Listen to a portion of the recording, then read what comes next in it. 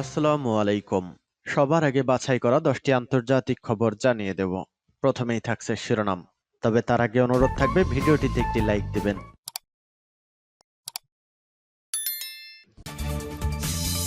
জানি হাতে আসা আন্তর্জাতিক গুরুত্বপূর্ণ সংবাদসমূহ। প্রথমেই সংবাদ শিরোনাম। গাজায় ১ কোটি লিটার জ্বালানি পাঠাচ্ছে ইরাক।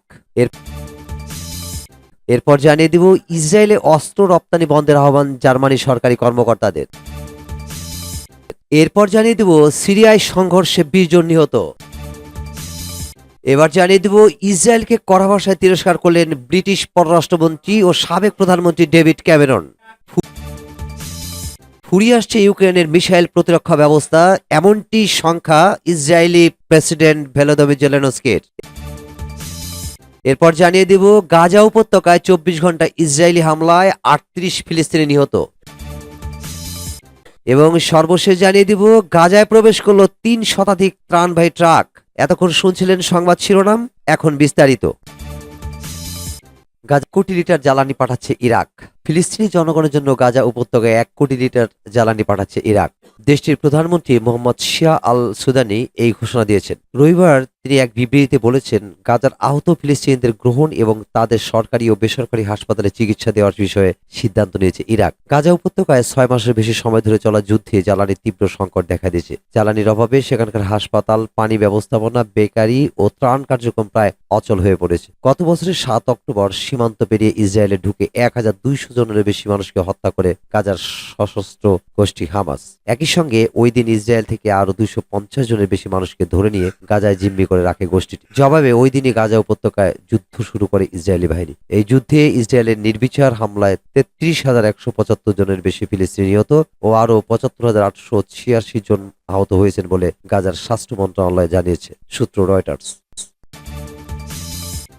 অস্ত্র রপ্তানি বন্ধের আহ্বান জার্মানির সরকারি কর্মকর্তাদের। ইসরায়েলে অস্ত্র রপ্তানি বন্ধের আহ্বান জানিয়েছে জার্মানির সরকারি কর্মকর্তারা। এজন্য কয়েকশো সরকারি কর্মকর্তা দেশটির চ্যান্সেলর ওয়াফ সলজ ও অন্যান্য জ্যেষ্ঠ মন্ত্রীদের উদ্দেশ্যে বিবৃতি প্রকাশ করেছেন। বিবৃতিতে বলা হয়, ইসরায়েলি বাহিনী গাজায় যে অপরাধ করছে তা আন্তর্জাতিক আইনের সুস্পষ্ট লঙ্ঘন, এমনকি জার্মানির সংবিধানেও লঙ্ঘন। সরকারি কর্মকর্তা কর্মচারী হিসেবে আমরা সংবিধানের প্রতি দায়বদ্ধ। ওই বিবৃতিতে জার্মানির ফেডারেল সরকারের প্রায় ৬০০ কর্মকর্তা সমর্থন জানান। এতে তারা গাজায় অবিলম্বে যুদ্ধবিরতি শুরু করতে ইসরায়েল সরকারকে চাপ দিতে জার্মান সরকারের প্রতি আহ্বান জানান। একই সঙ্গে তারা জাতিসংঘের সহায়তা কার্যক্রমে অর্থায়ন চালু রাখারও আহ্বান জানান। ২০২৩ সালে ইসরায়েলের কাছে $৩৫,৪০,০০,০০০ অস্ত্র রপ্তানির অনুমোদন দিয়েছে জার্মান। আগের বছরের তুলনায় অস্ত্র রপ্তানি ৩ গুণ বাড়ানো হয়েছে। এর মধ্যে ৩০% সরাসরি ইসরায়েলের সেনাবাহিনীর ব্যবহারের জন্য বলে জানিয়েছে স্টকহোম ভিত্তিক ইন্টারন্যাশনাল পিস রিসার্চ ইনস্টিটিউট। বিশ্লেষকদের মতে, ইসরায়েল দেশের বাইরে থেকে যেসব অস্ত্র আমদানি করে তার 99% আসে যুক্তরাষ্ট্র ও জার্মানি থেকে, সূত্র আল জাজিরা। সংঘর্ষে ২০ জন নিহত। সিরিয়ার দারা প্রদেশে রোববার সংঘর্ষে অন্তত ২০ জন নিহত হয়েছে। বিস্ফোরণে বেশ কিছু শিশু নিহত হওয়ার একদিন পর ঘটনাটি ঘটল। The Syrian observatory for human rights কথা জানিয়েছে, সিরিয়ার প্রেসিডেন্ট বাশার আল আসাদের বিরুদ্ধে ২০১১ সালে শুরু হওয়া বিক্ষোভের মূল কেন্দ্র ছিল এই দারা প্রদেশ। সরকার ২০১৮ সালে প্রদেশটি নিয়ন্ত্রণ নিয়ে নেয়। তখন থেকে দক্ষিণাঞ্চল প্রদেশটিতে অস্থিরতা চলছে। সূত্র মতে, একটি সশস্ত্র গ্রুপের নেতৃত্বদানকারী আহমদ আল লাব্বাদের প্রতিদ্বন্দ্বী গ্রুপ অভিযোগ করেছে যে শনিবার সিরিয়ার আল সানামাইন জেলায় লাব্বাদের পুঁতে রাখা বিস্ফোরণে ৮ শিশুর প্রাণ হারিয়েছে। এ সময় রাষ্ট্রীয় নিরাপত্তা সংস্থার কাজ করা লাব্বাদ এ অভিযোগ অস্বীকার করেছে। এদিকে রোববার প্রতিদ্বন্দ্বী সশস্ত্র গোষ্ঠীটি সানামাইন শহরে প্রবেশের পর সংঘর্ষ শুরু হয়। হামলাকারীরা লাব্বাদের বাড়িতে হামলা চালায় এবং সেখানে বসবাসরতদের হত্যা করে। পর্যবেক্ষক সংস্থাটি বলেছে, নিহত ২০ জনের মধ্যে ৩ জন লাব্বাদের পরিবারের এবং ১৪ জন তার যোদ্ধা। সিরিয়ার সরকারি সংবাদ মাধ্যম তাৎক্ষণিকভাবে সংঘর্ষের বিষয়ে কিছু জানায়নি। দারায় প্রায় হামলা, সংঘর্ষ, সশস্ত্র সংঘর্ষ এবং হত্যার ঘটনা ঘটে। এদিকে সিরিয়ায় ২০১১ সালে গৃহযুদ্ধ শুরুর পর থেকে এ পর্যন্ত প্রায় ৫ লাখেরও বেশি লোক নিহত হয়েছে, বাস্তুচ্যুত হয়েছে লাখ লাখ লোক। বাসস ইসকে কড়া ভাষায় তিরস্কার ব্রিটিশ পররাষ্ট্রমন্ত্রীর। গাজা যুদ্ধের শুরু থেকে ইসরায়েলের প্রতি নিঃশর্ত সমর্থন দিয়ে আসছে দেশটির অন্যতম ইউরোপীয় মিত্র যুক্তরাজ্য। তবে সম্প্রতি অবরুদ্ধ উপত্যকাটিতে নির্বিচার বোমা হামলা ও গণহত্যার সম্ভাবনায় এই সমর্থন অনেকটাই ফিকে হয়ে আসছে। এরই মধ্যে তেল আবিবের কাছে অস্ত্র বিক্রি বন্ধে অভ্যন্তরীণ চাপে পড়েছেন ব্রিটিশ প্রধানমন্ত্রী ঋষি সুনাক। সর্বশেষ ইসরায়েলের বিরুদ্ধে বিস্ফোরক মন্তব্য করেছেন যুক্তরাজ্যের পররাষ্ট্রমন্ত্রী ডেভিড ক্যামেরন। একটি সংবাদপত্রের কলামে সাবেক ব্রিটিশ প্রধানমন্ত্রী ও বর্তমান পররাষ্ট্রমন্ত্রী ক্যামেরন বলেন, ইসরায়েলের প্রতি ব্রিটেনের সমর্থন নির্ভর করে আন্তর্জাতিক মানবিক আইন মেনে চলার উপর। গাজায় ইসরায়েলি হামলায় 3 ব্রিটিশ সহ 7 ত্রাণকর্মী নিহত হওয়ার ঘটনায় কয়েকদিন পর সাবেক প্রধানমন্ত্রী ইসরায়েলের প্রতি সমর্থন নিয়ে কথা বলেন। রোববার দ্য সানডে টাইমসে লেখা কলামে ক্যামেরন লেখেন, ইসরায়েলের প্রতি ব্রিটিশ সমর্থন শর্তহীন নয়। যুক্তরাজ্য আশা করে এ ধরনের গর্বিত ও সফল গণতান্ত্রিক দেশ আন্তর্জাতিক মানবিক আইন মেনে চলবে, এমনকি চ্যালেঞ্জের মুখেও। গেল বছরের 7 অক্টোবর ইসরায়েলের দক্ষিণাঞ্চলে হামাসের হামলার পর থেকেই ব্রিটিশ সরকারের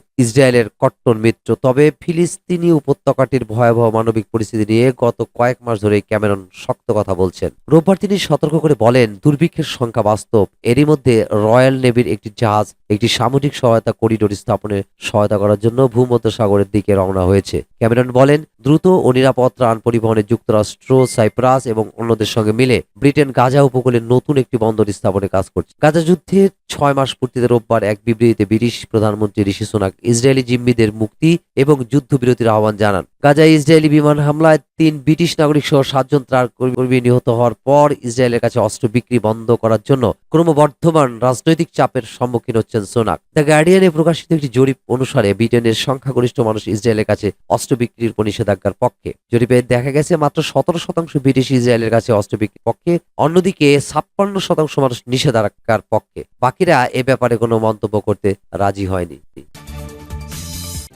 ইউক্রেনের মিসাইল প্রতিরক্ষা ব্যবস্থা শেষ হয়ে আসছে। ইউক্রেনের আকাশ প্রতিরক্ষা ব্যবস্থার ভান্ডার, এমন সংখ্যা জানিয়েছেন দেশটির প্রেসিডেন্ট ভলোদিমির জেলেনস্কি। টেলিভিশনে প্রকাশিত এক সাক্ষাৎকারে তিনি বলেন, হামলার পরিধি আরও বাড়িয়েছে রাশিয়া। মস্কোর সেনারা দূরপাল্লার মিসাইল ছোড়া অব্যাহত রাখলে দ্রুতই ফুরিয়ে যাবে ভান্ডার। মিত্রদের কাছে আবারও আকাশ প্রতিরক্ষা ব্যবস্থা চেয়েছেন বলেও জানান। যুক্তরাষ্ট্রের কংগ্রেসে কিয়েভের জন্য বড় ধরনের সামরিক সহায়তা প্যাকেজ অনুমোদন পাবে বলে আশাবাদ জানান জেলেনস্কি।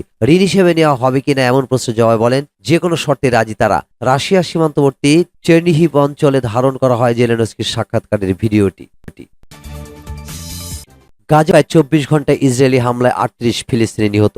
গাজা উপত্যকার বিভিন্ন এলাকায় ইসরায়েলি বাহিনীর গোলাবর্ষণে 38 জন বেসামরিক নাগরিক নিহত এবং 70 জনেরও বেশি আহত হয়েছে। গত 24 ঘন্টায় তারা এসব হামলা চালায়। ফিলিস্তিনি সংস্থা ওয়াফা একথা জানিয়েছে। ফিলিস্তিনের অবরুদ্ধ এ ভূখণ্ডের স্বাস্থ্য সূত্রের বরাত দিয়ে সংস্থাটি জানায়, গত 24 ঘন্টায় দখলদার বাহিনী 4টি স্থানে গণহত্যা চালায়। এতে 38 জন নিহত এবং 71 জন আহত হয়েছে। তাদের মধ্যে গাজা উপত্যকার মধ্যাঞ্চলের নুসিরাত শরণার্থী শিবির এলাকায় ইসরায়েলি বিমান হামলায় 6 জন বেসামরিক লোক নিহত এবং বেশ কয়েকজন আহত হয়েছে। এই উপত্যকার দক্ষিণে আল নাসর শহরে বেসামরিক নাগরিকের একটি দলকে লক্ষ্য করে চালানো ইসরায়েলি বাহিনীর বিমান হামলায় কমপক্ষে 1 জন নিহত এবং বেশ কয়েকজন আহত হয়েছে। গাজা শহরের পাশের সুজাইয়ায় একটি বাড়ি লক্ষ্য করে দখলদার বাহিনী বোমা হামলা চালায়। পরে ওই বাড়ির ধ্বংসস্তূপের ভেতর থেকে 6 জনের লাশ উদ্ধার করা হয়েছে। গত বছরের অক্টোবরের শুরু থেকে গাজা উপত্যকায় ইসরায়েলের সেনাবাহিনীর সামরিক অভিযানে নিহতের সংখ্যা বেড়ে 33,175 জনে দাঁড়িয়েছে এবং 75,800 জনের বেশি মানুষ আহত হয়েছে। সূত্র বাসস।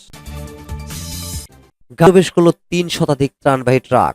ফিলিস্তিনের অবরুদ্ধ গাজায় 300টিরও বেশি ত্রাণবাহী ট্রাক প্রবেশ করেছে। 6 মাসের বেশি সময় ধরে চলা যুদ্ধে এই প্রথম এত বেশি ট্রাক প্রবেশ করল উপত্যকাটিতে। খবর আল জাজিরার। সোমবার 8 এপ্রিল এক ঘোষণায় ইসরায়েলি কর্তৃপক্ষ জানিয়েছে 322টি পণ্যবাহী ট্রাক পরীক্ষা নিরীক্ষা করা হয়েছে ও ফিলিস্তিনি ভূখণ্ডে প্রবেশের অনুমতি দেওয়া হয়েছে।